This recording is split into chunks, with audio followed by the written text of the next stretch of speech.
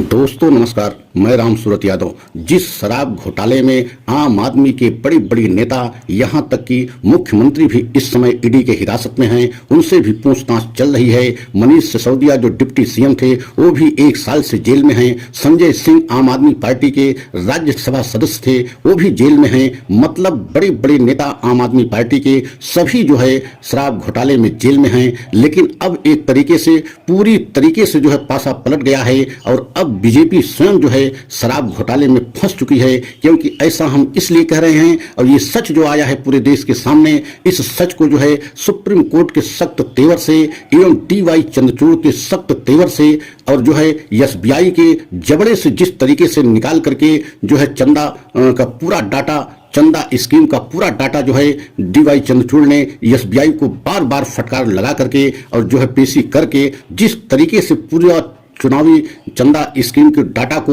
जो है SBI से जो है लेकर के एक तरीके से चुनाव आयोग के उस पर डाला गया, मतलब चुनाव आयोग के जो वेबसाइट पे डाला गया, उससे पूरा सच पूरे देश के सामने आ गया। और अब उस सच के देश के सामने आने से पूरी तरीके से बीजेपी एक्सपोज हो गई। ये सही बात है कि बीजेपी को सबसे बड़ा चंदा जो है चुनावी चंदा स्कीम के माध्यम से मिला, मतलब 50% चंदा अकेले बीजेपी को मिला और 50% में देश के सभी पार्टियों को चंदा मिला। लेकिन सवाल यहाँ चंदा का नहीं है, सवाल तो यहाँ ये है कि क्या एक आरोपी से भी चंदा लिया जा सकता है? क्या जो एक तरीके से ईडी के कस्टडी में कोई आरोपी हो और जिस जो है व्यक्ति को ईडी ने शराब घोटाले का सबसे बड़ा आरोपी बनाया हो और उसको जेल भेजा हो, क्या बीजेपी को उससे चंदा लेना चाहिए या नहीं लेना चाहिए? आज पूरे देश के जनमानस में, पूरे देशवासियों के मन में यही सवाल उठ रहा है, क्योंकि यह एक ऐसा सच पूरे देश के सामने आ गया है। क्योंकि चुनावी चंदा स्कीम के तहत जो इलेक्टोरल बॉन्ड खरीदे गए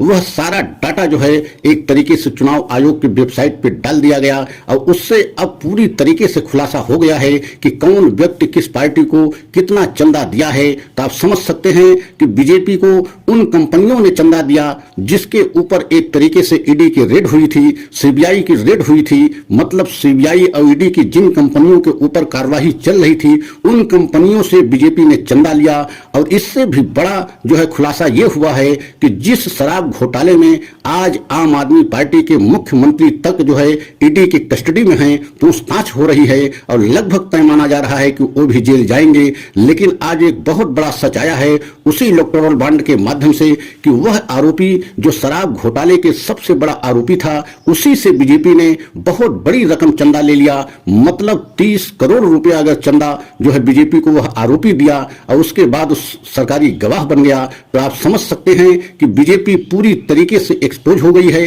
अब प्रेस कॉन्फ्रेंस करके आम आदमी पार्टी ने इतना बड़ा आरोप लगाते हुए एक तरीके से मांग कर दिया है कि बीजेपी अध्यक्ष JP नड्डा के खिलाफ अब ईडी को कार्रवाई करनी चाहिए और उनको जेल भेजना चाहिए। क्योंकि आपको पूरा हम सच बताना चाहते हैं कि शरद चंद्र रेड्डी जो एक तरीके से कारोबारी हैं, दवा के कई कंपनियों की जो है वो मालिक हैं और कई उनके पास जो है शराब की दुकानें भी थी। तो शरद चंद्र रेड्डी को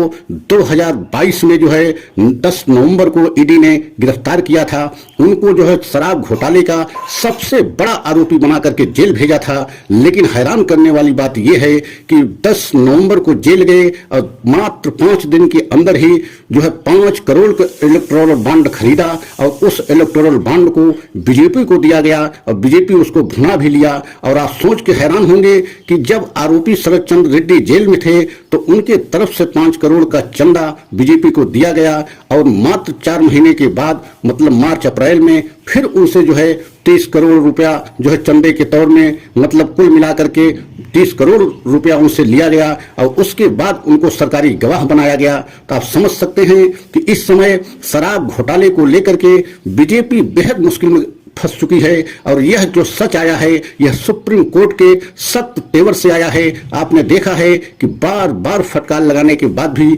SBI जो है चुनावी इलेक्टोरल बॉन्ड का डाटा चुनाव आयोग को नहीं दे रहा था। लेकिन जब से जो है सुप्रीम कोर्ट सख्त तेवर अपनाते हुए एक तरीके से कंटेम्प्ट का मुकदमा चलाने की बात तक कह दी और अल्टीमेटम देते हुए 24 घंटे का समय दिया, तब जाकर के जो है एसबीआई ने पूरा डाटा जो है चुनाव आयोग को दिया और पूरा डाटा जब जो चुनाव आयोग ने अपने वेबसाइट पे डाला तो अब एक एक सच पूरे देश के सामने आ गया है। और सवाल यही है कि चंदा लेना अपराध नहीं है, लेकिन क्या एक आरोपी से और क्या एक मुलजिम से जो जेल में बंद हो और वह भी एक तरीके से शराब घोटाले का सबसे बड़ा आरोपी जिसको ईडी बता चुकी हो और ईडी के द्वारा जेल भेजा गया हो, और उसी शराब घोटाले में आम आदमी के बड़े बड़े नेता यहां तक कि डिप्टी सीएम और स्वयं इस समय मुख्यमंत्री भी ईडी की कस्टडी में हो, तो आप समझ सकते हैं कि इतना बड़ा जो है घोटाला देश के सामने आया है कि अब बीजेपी बेहद संकट में फंस गई है। अब पूरी तरीके से आम आदमी पार्टी ने प्रेस कॉन्फ्रेंस करके जो है ये मांग किया है कि ईडी को तत्काल जो है कार्यवाही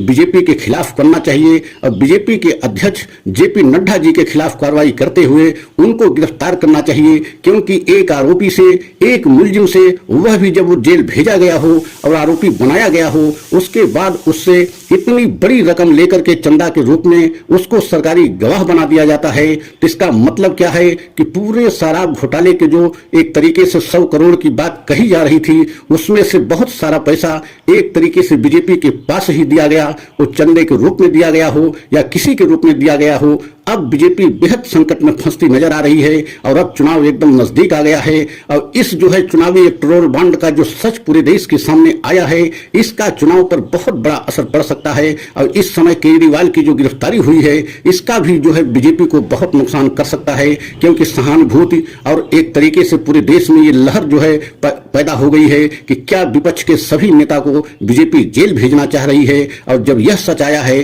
कि आरोपी से बीजेपी स्वयं चंदा लिया है और बड़े जो है धन के रूप में चंदा लिया है तो बीजेपी के ही संकट बढ़ गया है। अगर हमारा यह वीडियो आपको अच्छा लगा हो तो लाइक सब्सक्राइब करें, कमेंट जरूर करें, वीडियो को अंत तक देखें। अगला वीडियो पुनः हम लेकर के आएंगे। जय हिंद, जय भारत।